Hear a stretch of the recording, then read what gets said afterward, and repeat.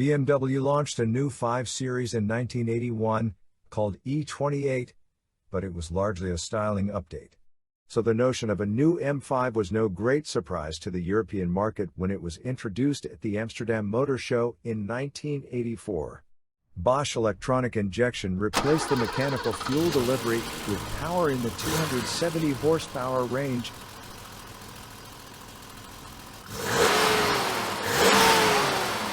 Zero to 60 times in the low to mid 6-second range, and a tightened suspension.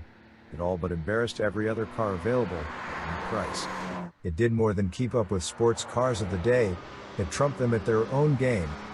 That BMW was able to do it in a big upright body, and was able to do it with 3 passengers riding along, served the automotive world notice of intent. The first M5 was a critical, if not a sales success, but sales numbers for this halo car paled in comparison to the fact that existed hell. The engine itself, with a throttle body for each cylinder, was considered by many to be a work of art in its own right. The big surprise was that the E28 M5 eventually came to the US. A whopping 25 horsepower was lost compared to the European spec car, down to 256 stateside. The catalytic converter took the blame, but in truth a close ratio gearbox was ditched in favor of fuel mileage, and some of the performance loss can surely be traced here. As a result, BMW steepened the rear-end ratio from 3.73 to 1 to 3.91 to 1.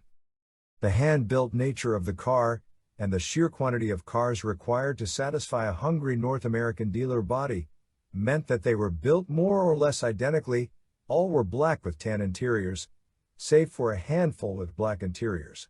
Whatever the color, heated leather seats couldn't hide the Spartan nature of the interior, nearly featureless door panels, a minimum of creature comforts and electronic gadgets. Save for the tricolor M trimmings dotted about the cabin, it could have been any other lower-level 5 Series inside. Which meant that buyers who had the $44,000 to spend were divided into 2 camps, the ones who thought the gut was a little austere for the money, and those who understood what BMW was going for. The M5 was very clearly built for driving without distractions. The American spec M5 cars were some of the last E28s to be built. Production started late in 1986, though they didn't get here until midway through 1987 as 1988 models.